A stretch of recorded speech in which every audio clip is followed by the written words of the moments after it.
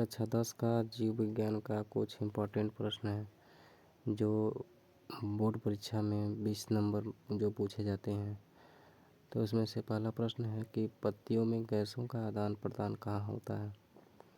तो बता दें कि पत्तियों में गैसों का आदान प्रदान यानी CO2 और O2 का जो आदान प्रदान होता है पत्तियों में, वह रंध्र द्वारा होता है।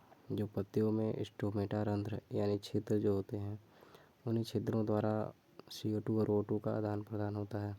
अगला प्रश्न है आपका कि पौधों में वाष्पोत्सर्जन किस भाग में होता है।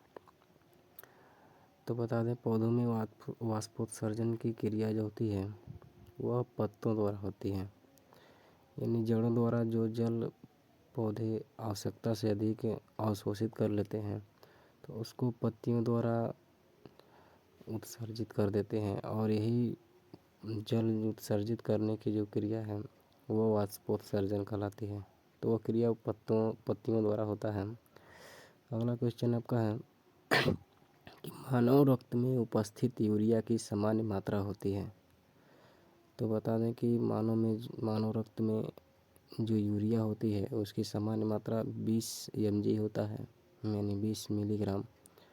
अगला प्रश्न आपका, रक्त में आयरन की कमी से होने वाला एक रोग है। तो रक्त में आयरन की कमी से होने वाला जो रोग है वह आपका एनीमिया है। अगला प्रश्न आपका, कौन सी क्रिया सभी जीवों के लिए अनिवार्य है। तो बता दें कि श्वसन जो है वह सभी जीवों के लिए अनिवार्य है जीवित रहने के लिए, अन्यथा श्वसन न लेने की स्थिति में सभी जीव मृत हो जाएंगे। अगला प्रश्न है, श्वसन क्रिया के दौरान कितनी प्रतिशत ऊर्जा ताप के रूप में निष्कासित होती है। तो उसमें से 20% ऊर्जा जो होता है एनर्जी वह ताप के रूप में निष्कासित होती है। अगला प्रश्न आपका, मनुष्य में वृक्क एक तंत्र का भाग है जो संबंधित है। वृक्क यानी किडनी, जो मनुष्य में किडनी है वह किस तंत्र का भाग है। तो वह उत्सर्जन क्रिया से संबंधित है। जो किडनी है वह उत्सर्जन क्रिया से संबंधित है। अगला प्रश्न आपका, पादपों में जाइलम उत्तरदायी है।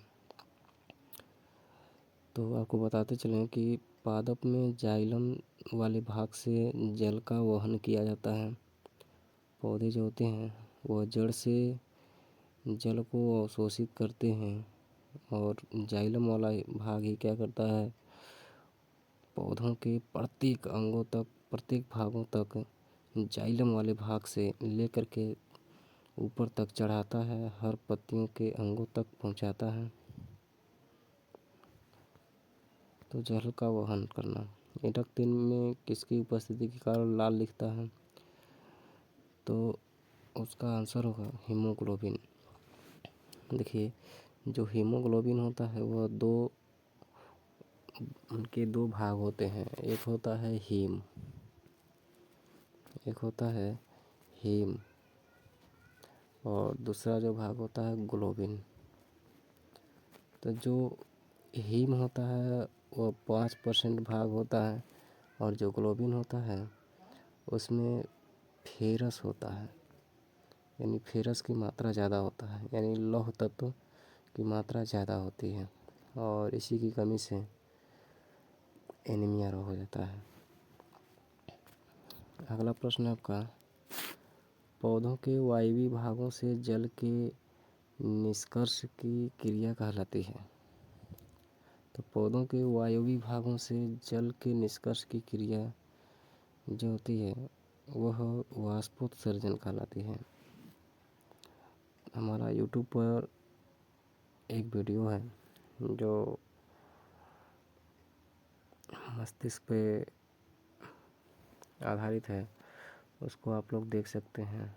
हमारा एक चैनल है जो सुमंत 247 नाम से जुड़ा है, उसको ज्वाइन कर सकते हैं, सब्सक्राइब कर सकते हैं। ऐसे वीडियो देखने के लिए प्लीज़ सब्सक्राइब कीजिए।